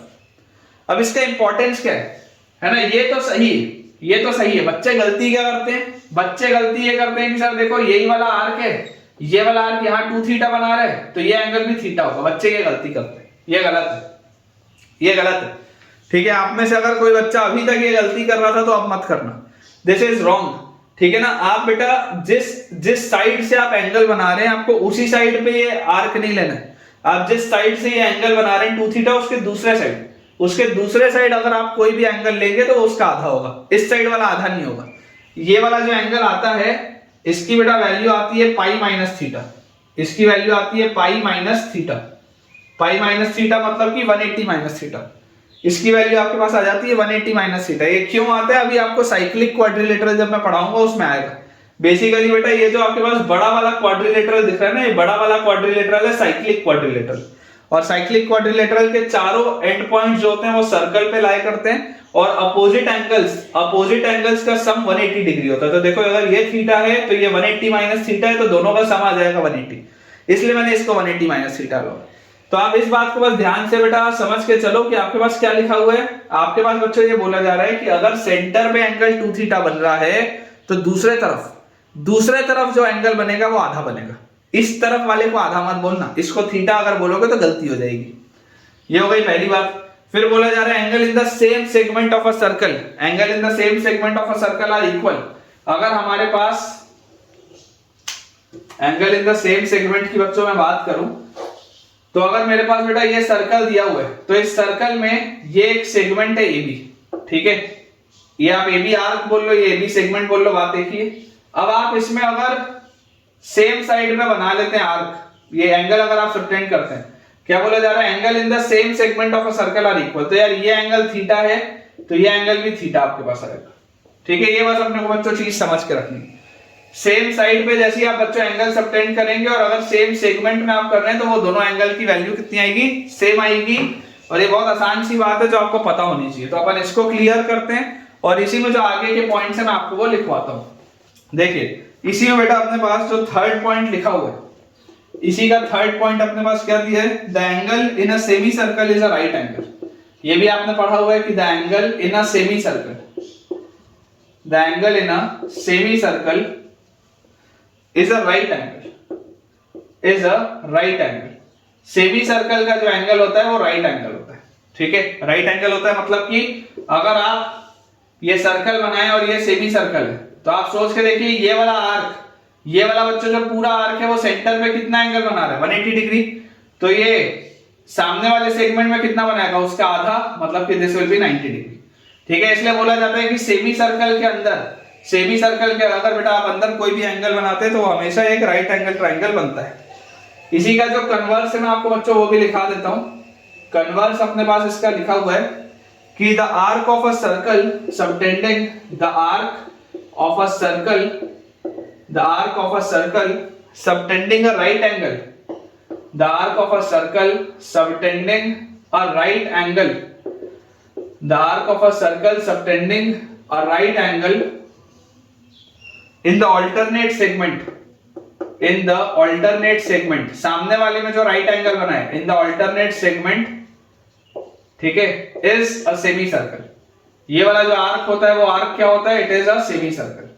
The arc of a circle subtending a right angle in the alternate segment is a semi circle. ये अपने पास बच्चों चीज बोली जा रही है, ठीक है, it is a semi circle. Similarly बच्चों अगर अपन नेक्स्ट अपना थ्योरम देखें, थ्योरम 6, तो 6th अपने पास जो थ्योरम है वो क्या बोलता है, 6th अपने पास बच्चों थ्योरम बोलता है कि any angle subtended bye a minor arc, any angle subtended by, any angle subtended by a minor arc, any angle subtended by a minor arc in the alternate segment is acute. Minor arc in the alternate segment, in the alternate segment, any angle subtended by a minor arc in the alternate segment is acute. Minor arc जो angle बनाता है वो acute होता है। and any angle subtended by a major arc, and any angle, and any angle subtended by, and any angle subtended by a major arc, and any angle subtended by a major arc in the alternate segment is obtuse. In the alternate segment, in the alternate segment is obtuse, ठीक है। ये इसका बच्चों मतलब, ये जो लिखा हुआ है इसका क्या मीनिंग है, मैं आपको मीनिंग समझा देता हूं। बोला जा रहा है कि अगर आपके पास कोई भी एक सर्कल है, तो इस सर्कल में अगर बेटा आप कोई एक माइनर आर्क लेते हैं, minor arc, let us say this is A and this is B, तो ये जो आर्क ए बी है क्लियरली आप देख सकते हैं एक माइनर आर्क है। और मान लेता हूं मैं इसको लेता हूं सी और इसको लेता हूं बच्चों डी, तो आपको ये भी दिखाई दे रहा है that this is a major arc. तो मुझे क्या बोला जा रहा है, नहीं मेजर आर्क तो नहीं है, ये भी मेजर आर्क यहां लेते हैं, इसको ऐसा ले लेते हैं, यहां पर डी ले लेता हूं, तो आपको दिखाई दे रहा है कि ये क्या है, मेजर आर्क है। तो यार बोला मुझे क्या जा रहा है, मुझे ये बोला जा रहा है, या ऐसा करता हूं, रुको इससे मैं आपको बेटर फिगर बनाता हूं, थोड़ा सा आपको बेटर फील आएगी कि हो क्या रहा है। ये वाले फिगर को मिटाते हैं, यहां पर अपन इसको बनाते हैं। अपने पास बच्चों देखो एक सर्कल इस तरीके से बना हुआ है, इस सर्कल में ये जो आपके पास आर्क है ए बी, ये जो ऊपर वाला आर्क है, ये ऊपर वाला आर्क माइनर है, ये जो नीचे वाला आर्क है, नीचे वाला आर्क क्या है, मेजर, ये ए बी का मेजर आर्क है, और ये छोटा सा जो है ये ऊपर उसका माइनर आर्क है। बोला जा रहा है any angle subtended bye a minor arc in the alternate segment, सामने वाले सेगमेंट में एक्यूट होता है। मतलब अगर मान लो ये छोटा वाला जो आपके पास था, ये छोटा वाला जो आर्क था वो ये एंगल जो बनाएगा, तो ये वाला एंगल आपके पास क्या आएगा, this angle will be, this angle will be acute, this angle will be acute. और वही अगर बेटा मैं बोल दूं कि ये जो मेजर आर्क है, ये जो मेजर आर्क है, ये सामने वाले में क्या एंगल बनाएगा, तो ये सामने वाले में ऐसा एंगल बनाएगा आपके पास। तो ये जो पूरा एंगल आया, ये जो बच्चों पूरा एंगल आया, this angle will be obtuse, this angle will be obtuse. और आप ये भी देख सकते हैं, देखिए मैंने अभी आपको 5 मिनट पहले साइक्लिक क्वाड्रिलेटरल, अभी आएगा भी, इसके बाद मैं आपको वही कराऊंगा कि साइक्लिक क्वाड्रिलेटरल क्या होता है। लेकिन मैंने आपने बेटा देखो 9th 10th में तो पढ़ा है साइक्लिक क्वाड्रिलेटरल का कंसेप्ट। कंसेप्ट क्या होता है कि अगर चारों वर्टेक्स आपके पास सर्कल पे लाई करेंगे तो क्वाड्रिलेटरल इज कॉल्ड साइक्लिक, और अपोजिट जो एंगल्स होते हैं वो 180 डिग्री होते हैं। तो अगर ये एंगल थीटा है तो ऑटोमेटिकली आप बोल सकते हो this will be pi minus theta या 180 माइनस थीटा। तो जरा सोच के देखो, अगर थीटा एक्यूट हुआ, अगर बच्चों थीटा एक्यूट हुआ तो ऑटोमेटिकली 180 माइनस थीटा जो होगा this will be obtuse, automatically 180 minus theta will be obtuse. Theta अगर 90 से छोटा होगा तो 180 माइनस थीटा 90 से बड़ा हो जाएगा, बहुत सिंपल सी बात है। ठीक है, तो आई होप बेटा आपको ये वाला भी देखिए पॉइंट समझ में आ गया होगा। पूरे को अपन अच्छे से क्लियर कर लेते हैं। 6th वाले थ्योरम के बाद बेटा अपने पास है 7th थ्योरम, थ्योरम 7। 7th में देखिए अपने पास क्या लिखा हुआ है, लिखा है बच्चों कि if a line segment, if a line segment, if a line segment joining 2 points, if a line segment joining 2 points subtend equal angle at 2 other points, subtends equal angle, if a line segment joining 2 points subtends equal angle at 2 other points, at 2 other points, ठीक है, subtends equal angle at 2 other points lying on the same side of the line segment, lying on the same side, lying on the same side of the line segment, lying on the same side of the line segment, the 4 points are concyclic, the 4 points are concyclic, ठीक है, the 4 points are concyclic, that is they lie on the same circle, that is they lie on the same circle, on the same circle। ये अपने पास बच्चों चीज लिखी है, that is they lie on the same circle। ये भी आपने बेटा पढ़ा हुआ है पहले, क्या लिखा है, if a line segment joining 2 points subtend equal angle at 2 other points। हमारे पास इस सर्कल के अंदर अगर हमें बोला जा रहा है कि if a line segment joining 2 points, circle के अंदर if a line segment joining 2 points subtends equal angle at 2 other points. अब ये बच्चों अगर चीज 2 एंगल सबटेंड करती है ऐसे सेम साइड, इस तरीके से, ठीक है, हालांकि सर्कल की बात थी नहीं लेकिन मैंने फिगर अच्छा बने इसके लिए सर्कल बोल दिया। ये इस तरीके से अपने पास बोला जा रहा है, ठीक है, सर्कल ओरिजिनली आपके पास दिया नहीं है, ओरिजिनली आपके पास वैसा एक फिगर दिया हुआ है कि हमारे पास कोई एक लाइन सेगमेंट है AB, और ये लाइन सेगमेंट AB जो है ये 2 एंगल सबटेंड कर रही है। If a line segment AB joining 2 points subtend equal angle at the 2 other points. अब आपको बोला जा रहा है कि यार ये एंगल और ये एंगल बराबर है, हमें बोला जा रहा है कि इस प्रोफाइल में ये वाला एंगल और ये वाला एंगल जो है वो सेम, तो बोला जाता है, और अगर ये दोनों एंगल सेम साइड में है the 4 points are concyclic। इसका मतलब ये बोला जाता है कि ये चारों पॉइंट से एक सर्कल पास होगा, इसका मतलब ये है कि ये चारों पॉइंट से एक सर्कल पास होगा, ये इसका मतलब है, ठीक है। concyclic मतलब कि ये चारों पॉइंट से एक सर्कल के ऊपर लाई करेंगे, ठीक है ना, ये अपने को बच्चों समझ में आनी चाहिए बात। ये भी थ्योरम आपने पढ़ा हुआ है, ठीक है। इसके बाद आता है बच्चों कंसेप्ट साइक्लिक क्वाड्रिलेटरल्स का।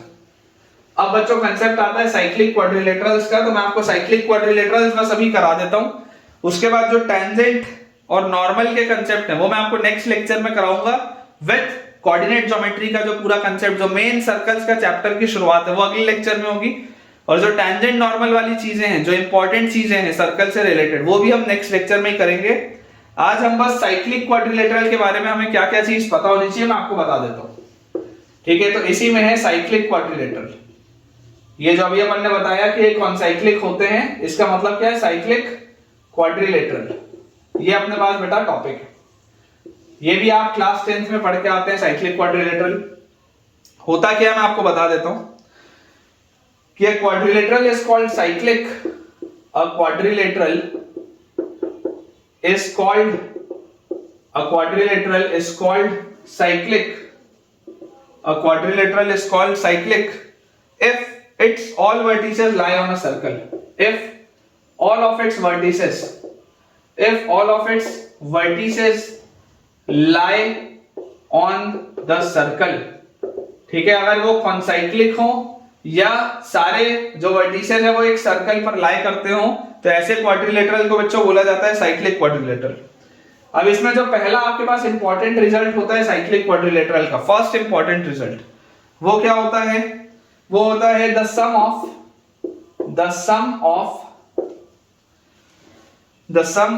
either pair of opposite angles, the sum of either pair of opposite angles, the sum of either pair of opposite angles, the sum of either pair of opposite angles of a cyclic quadrilateral is 180 degree, of a cyclic quadrilateral, the sum of either pairs of a cyclic quadrilateral is 180 degree। मतलब कि आप कोई भी opposite angles का pair ले लें और उसका सम करें तो the sum of either pair of opposite angles of a cyclic quadrilateral is 180 degree. सबसे पहली बात तो ये, या इसी को आप और क्या लिख सकते हैं, और this can be written as the opposite angles, और this can be written as the opposite angles. ठीक है, इन सब पे सवाल आएगा बेटा इस चैप्टर में। The opposite angles of a cyclic quadrilateral are supplementary. The opposite angles of a cyclic quadrilateral, the opposite angles of a cyclic quadrilateral are supplementary,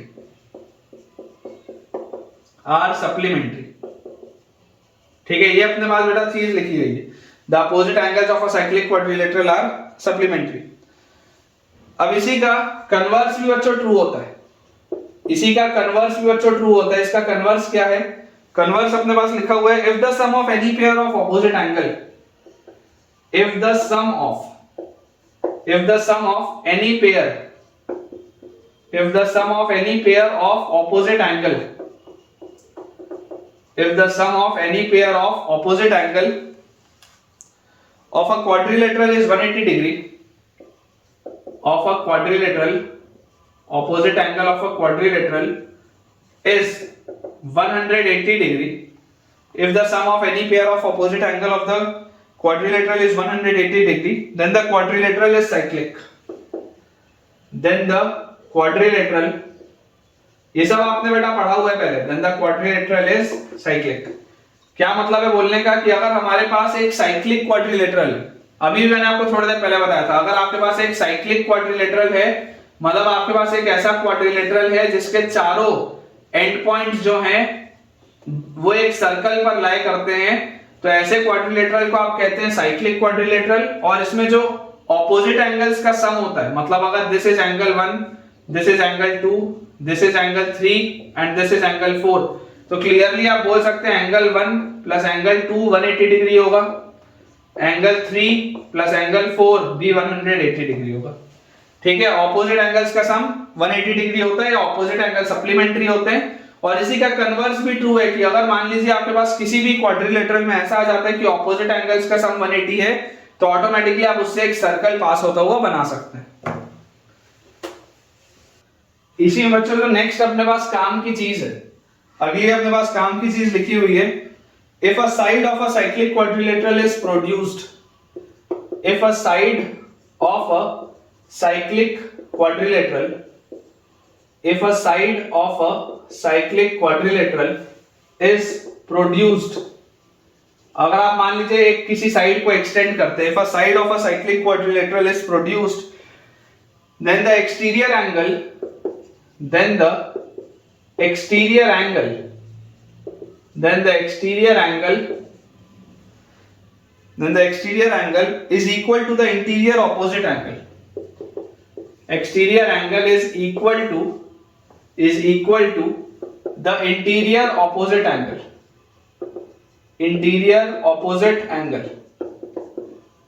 Then the exterior angle is equal to the interior opposite angle. ठीक है, ये अपने पास बच्चों बोला जा रहा है कि if the side of a cyclic quadrilateral is produced, मान लीजिए हमारे पास ये सर्कल में इस तरीके से एक साइक्लिक क्वाड्रिलेटरल था। ठीक है, इस तरीके से एक साइक्लिक बच्चों अपने पास क्वाड्रिलेटरल था और मुझे इसमें यह बोला गया कि हमने क्या किया, हमने इस साइड को आगे प्रोड्यूस किया, हमने इस साइड को आगे प्रोड्यूस किया। तो बोला जा रहा है if the side of a cyclic quadrilateral is produced then the exterior angle is equal to the interior opposite angle. तो ये वाला जो एंगल होगा और ये वाला एंगल सेम होगा। ये आपको बोला जा रहा है, ठीक है ना। ये वाला एक्सटीरियर एंगल और इसका इंटीरियर ऑपोजिट एंगल जो होगा ये सेम होगा। इमेजिन करिए बच्चों, देखो अगर आप इसको थीटा बोलते हैं तो क्योंकि ये क्वाड्रिलेटरल साइक्लिक है तो ऑपोजिट एंगल्स का सम 180 डिग्री होता है, तो अगर ये थीटा है तो ये 180 माइनस थीटा होगा। और देखो ये वाला जो एंगल है बच्चों ये लीनियर पेयर है, तो अगर ये 180 माइनस थीटा है तो ऑटोमेटिकली ये आपके पास थीटा आएगा। तो बात बिल्कुल सही है कि देखो एक्सटीरियर एंगल आपके पास जो आ रहा है, exterior angle is equal to the sum of interior angle, है ना, is equal to the interior opposite angle, यही लिखा हुआ है, exterior angle is equal to the interior opposite angle. तो बिल्कुल सही बात है, ठीक है बेटा, ये बिल्कुल सही रिजल्ट है। अगला अपने पास रिजल्ट जो दिया हुआ है काम का, उसमें लिखा है the interior angle bisectors, the interior angle bisectors, the interior angle bisectors, the interior angle bisectors या इंटरनल एंगल लिख लो बेटा, इंटीरियर मत लिखो, द इंटरनल एंगल बाइसेक्टर्स, एक ही बात है वैसे, the internal angle bisectors of a cyclic quadrilateral, of a cyclic quadrilateral, the internal angle bisectors of a cyclic quadrilateral form a quadrilateral which is also cyclic, form a quadrilateral which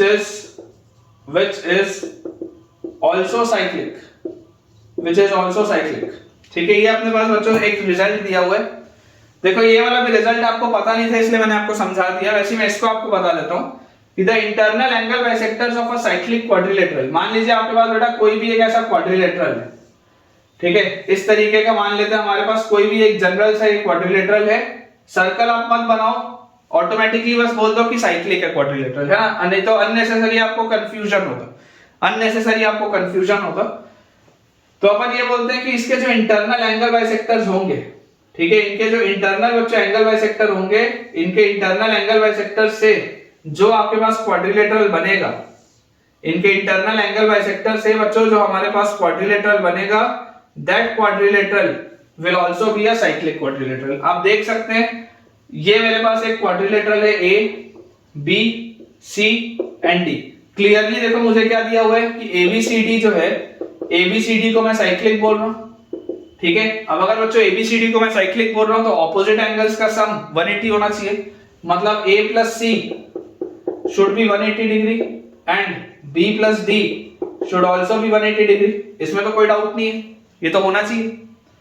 अब आपको बोला जा रहा है the internal angle bisectors of a cyclic quadrilateral, ये internal angle bisector है, मतलब ये d/2, ये d/2, ये c/2, ये भी c/2, ये वाला एंगल आपके पास a/2 और ये वाला एंगल भी a/2, और ये वाला एंगल आपके पास b/2 और ये वाला एंगल भी b/2। ये अपने पास बच्चों देखो चीज लिखी, तो हमें बोला जा रहा है कि हमको ये प्रूव करना है कि if this is p, this is q, this is r and this is s, तो आपको ये प्रूव करना है कि pqrs भी साइक्लिक है। You have to prove that this quadrilateral PQRS is also a cyclic quadrilateral। Basically इस theorem में क्या प्रूव कर रहे हैं, इस रिजल्ट में टू प्रूव में आपके पास है that PQRS is also a cyclic quadrilateral, और इसमें आपको दिया हुआ है कि ये सब इसके एंगल बाइसेक्टर है, ये सारे इसके एंगल बाइसेक्टर थे। इस तरीके का अपने पास अप्रोच है। तो यार मुझे इसमें एक चीज समझ में आती है कि आपको अगर एक क्वाड्रिलेटरल को साइक्लिक प्रूफ करना हो, तो थोड़ी देर पहले अपन ने देखा है कि अगर आपको साइक्लिक प्रूफ करना है तो आप सिर्फ ये प्रूफ कर दीजिए कि ऑपोजिट एंगल्स का सम 180 डिग्री। साइक्लिक प्रूफ करने का यही तरीका है कि ऑपोजिट एंगल्स का सम क्या है, 180 डिग्री। तो यार यहां से आप देखो, अगर बच्चों मैं एंगल्स निकालने की बात करूं तो यार एंगल्स हम कैसे निकाल सकते हैं, हमें यहां पर एक बात दिखाई देती है कि यार से देखो आपके पास ये वाला जो एंगल है, दिस एंगल इज a/2, ठीक है, दिस एंगल इज b/2। तो क्लियरली मैं एक चीज बोल सकता हूं कि ये वाला जो एंगल होगा, दिस एंगल, ये वाला जो एंगल होगा बच्चों, ये वाला एंगल आपके पास आएगा, this angle will be 180 minus a/2 minus b/2, linear ये आपका एंगल सम प्रॉपर्टी की वजह से this angle will be 180 minus a/2 और माइनस b/2। अब जैसे ये हमारे पास आ जाता है तो ऑटोमेटिकली इससे ये अंदर वाला एंगल क्या हो जाएगा, अंदर वाला एंगल P, अंदर वाला जो एंगल P होगा, interior angle P will be a/2 plus b/2। Interior angle P will be a/2 plus b/2, है ना। ये आपके पास आ जाएगा एक रिजल्ट कि ये वाला जो एंगल है this is a/2 plus b/2, बिल्कुल सही बात। अब जैसे ये रिजल्ट आ गया, अब मैं बोलता हूं कि यार अगर मैं r निकालने का प्रयास करूं, r को निकालने का, तो यार r को आप कैसे निकाल सकते हो? देखो ये आपके पास है d/2, ये आपके पास है c/2, तो ये वाला जो एंगल आपके पास होगा this angle will be 180 minus c/2 minus d/2, ये वाला 180 माइनस c/2 माइनस d/2 आपका एंगल सब प्रॉपर्टी से। तो ऑटोमेटिकली ये जो अंदर वाला बच्चों एंगल r होगा, अंदर वाला एंगल r, इसको मैं पूरा डार्क कर देता हूं, ठीक है। इसको भी अपन अंदर वाले को पूरा डार्क कर देते हैं p को। तो अंदर वाला एंगल r आपके पास कितना, अंदर वाला एंगल r आपके पास आएगा लीनियर पेयर की वजह से c/2 plus d/2, c/2 plus d/2। अब अगर आप चाहते हैं कि अंदर वाला जो क्वाड्रिलेटरल है, छोटा सा जो क्वाड्रिलेटरल PQRS है वो साइक्लिक हो जाए, तो आप इसमें ऑपोजिट एंगल्स देखिए P plus R, P plus R की वैल्यू क्या आ रही है? P प्लस R की वैल्यू आपके पास आ जा रही है a/2 plus b/2 plus c/2 plus d/2। यार यहां से मेरे पास आ गया a plus b plus c plus d/2, और बेसिकली ये a plus b plus c plus d तो क्या है? ये तो पूरा का पूरा एक क्वाड्रिलेटरल था, तो a plus b plus c plus d तो 360 डिग्री बाय 2 की बात हो रही है। तो 360 बाय 2 कितना होता है? 180 होता है, और ये तो आ गया। यही तो करना था, ऑपोजिट एंगल्स का सम, ऑपोजिट एंगल्स का सम 180 आ रहा है। तो अगर बेटा ऑपोजिट एंगल्स का सम इधर 180 आ रहा है, तो इधर भी ऑपोजिट एंगल्स का सम आपके पास कितना आएगा? 180 आएगा। और जैसे ये वाले भी ऑपोजिट एंगल के बच्चों सम आपके पास 180 आएगा, ऑटोमेटिकली ये क्वाड्रिलेटरल आपका क्या हो जाएगा? Therefore PQRS is cyclic. Automatically बेटा PQRS क्या आ जाएगा? साइक्लिक आ जाएगा। तो बहुत काम के रिजल्ट्स हैं, और मुझे ऐसा लगता है कि आपको बच्चों इन सब की जानकारी बहुत अच्छे तरीके से होनी चाहिए। तो ठीक है बच्चों, अभी देखिए रिजल्ट्स तो बहुत सारे और बचे हैं, लेकिन मुझे ऐसा लगता है कि अगर मैं कंटिन्यू करता रहा तो शायद लेक्चर ज्यादा लंबा हो जाए। तो कोई दिक्कत नहीं है, साइक्लिक क्वाड्रिलेटरल के जो बचे हुए रिजल्ट्स हैं, टैंजेंट नॉर्मल के जो बचे हुए रिजल्ट्स हैं, और उसके बाद जो मेन चैप्टर है वो सब की हम बेटा शुरुआत करेंगे कल। तो अगर आपको आज का लेक्चर अच्छा लगा हो, तो आज आपने क्या मुझसे नया सीखा और आपका रिवीजन 9th और 10th का अच्छे से हुआ या नहीं, तो मुझे कमेंट्स में आप जरूर बताइए कि ओवरऑल आपको फायदा आज के लेक्चर से कैसे मिला। अगर आपको बेटा वीडियो आज का अच्छा लगा हो तो वीडियो को लाइक करें, चैनल को सब्सक्राइब करें, और बेटा जल्दी से अपने दोस्तों के साथ इस चैनल को रेफर भी करें, ताकि उन सारे बच्चों की पढ़ाई बहुत बढ़िया तरीके से हो पाए। Thank you.